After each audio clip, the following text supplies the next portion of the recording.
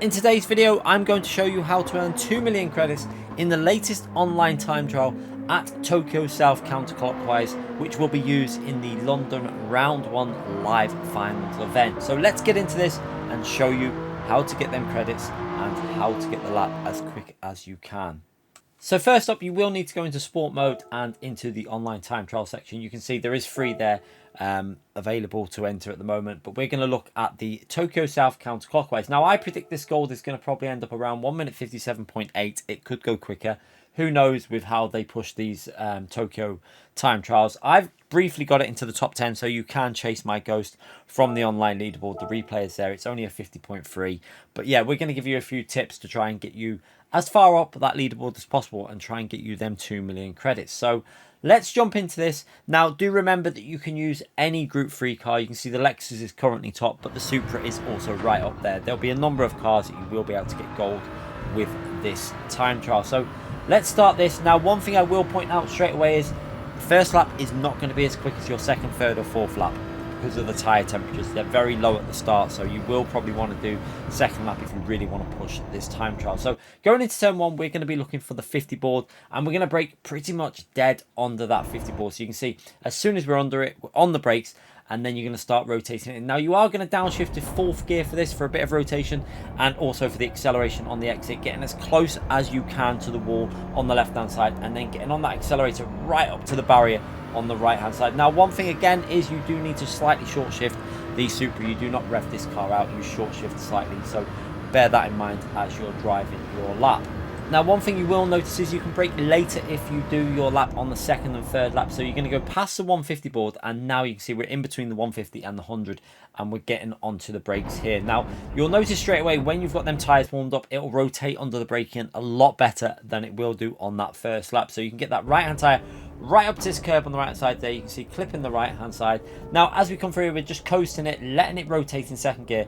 Now I slightly miss the apex there, but you can get away with that because then you can hit this next apex slightly better. You can see we had a little bit of a snap on the rear. Now what you want to do is get that car so you're going over the curb, and you can see we've gone up to third gear to settle the car down, and then again through this left hand corner you can just see how much track limits you can take advantage of. You can almost skim the yellow barrier on the left hand side, so as long as your right hand tyre stays on the curb you should be okay there. Then we're going to go into this next right hand corner, which we're going to brake very late. We're on racing soft tyres, so you can brake incredibly late. Normally we'd be braking around that right hand signal, but we're going to brake slightly past it because we're on the soft, so you can see braking just past that, and now we're going to start rotating it in. Now just be careful on this corner, it's very easy to push a little bit too hard.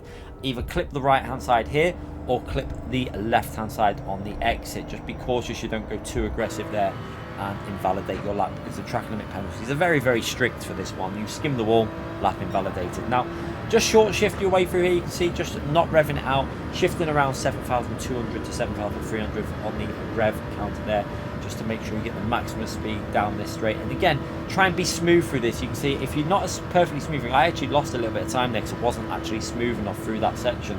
But yeah, try and be smooth on your inputs. Now we're going to be looking for the 150 board, and we're going to brake a fraction past that 150 board, but we use it as our reference. And you can see there onto the brakes just past that 150 board, and then we're going to brake in a straight line. Now you can see I actually use first gear for a little bit of extra rotation, but you can do this with just staying in second gear. If you get it right, you can actually get quite nice rotation with second gear. But you can see I go down to first for that little bit of extra rotation, and then we're going to go back up to second gear before we put the throttle down. So you can see back up to second, and you can see maybe a little bit of loss of exit speed because of the line that I did, but it can work out quite well if you actually really nail that corner. You can gain quite a bit.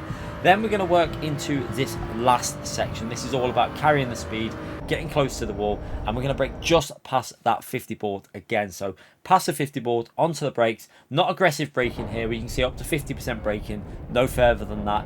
And then it's all about just getting as close to the walls as you can here. Again, swinging the car back in a little downshift to 4th gear as we come through. So you can see onto the brakes, and then we're going to go back down to 4th gear as we rotate it into this left hand side corner. And then again, as we're coming through here, we're just going to get off the throttle as we go into the apex. You're going to see here, keep your eye on the throttle as we go through. A little lift off the throttle, get that rotation back in, and now just be cautious, don't run too far wide and hit the wall. I nearly did that there.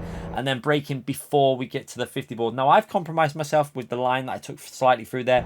This final corner is very difficult from the angle that I got there, but we go down to third gear, Get as close to the wall on the left as possible, and then onto the throttle as early as you dare. Very easy corner to mess up a lap there and actually hit the wall, but we got away with it there, and we're actually going to go over the line for an okay lap. It's not an amazing one, but it should be enough to help you get the gold here. It's clearly over 2 seconds faster than you need for the gold, so hopefully that'll help you out. But let's have a little watch from that lap again from the chase camera, and you can really see how close you need to get to the edge of the track and skimming the barriers on this combination. So you can see into turn 1 using the full width there, again as close to the wall on the left, and then again on the exit you can just see how close you can get there. That was very, very close to an invalidated lap on the exit. But then again, as we come through this next section, this is all about letting the car rotate and being smooth.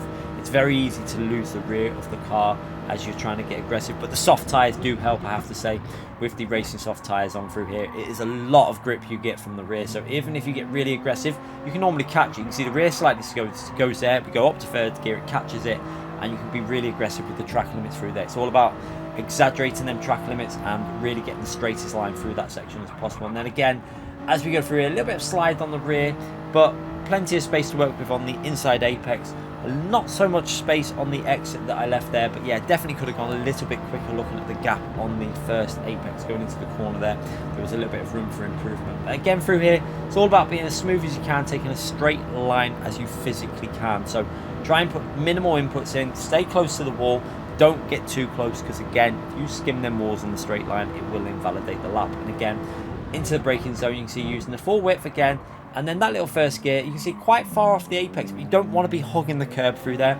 If you hug the curb, you're going to have too tight an apex as you get to the end of the corner. You're going to be very tight on the throttle, and it's probably going to spin the rear, so you want to give yourself the exit speed from that corner to work your way up this hill.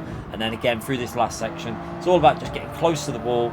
Again, you let the car rotate, a little bit of downshifting. Again here, I could have been a little less aggressive, which would have got the car further over to the right, because you can see I had a bit of space there to chuck that car into that final corner. So maybe a 10th gun on the final corner also there, with just maybe not utilising the full width of the track. But overall, a pretty reasonable lap, and hopefully this will help you get them credits. So if it does, subscribe to the channel, hit that like button, it all helps me out. Take care everyone.